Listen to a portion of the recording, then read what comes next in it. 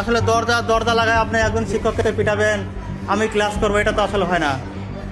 আপনি আজকে ওকে পিটাবেন, আমার মানে আগামীকাল আমাকে পিটাবেন, এটা তো আসলে হয় না। একজন শিক্ষক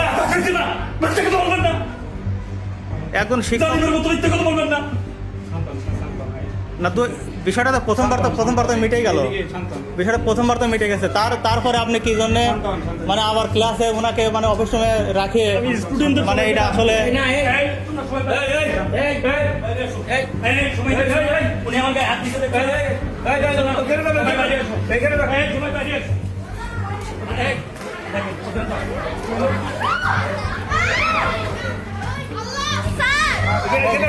সবাই বাইরে আসো, সবাই বাইরে আসো, সবাই বাইরে আসো। এই আস্তে আস্তে, খবরদার খবরদার, একবার মাথা মুথে একদম কাল্লা ফেলামো।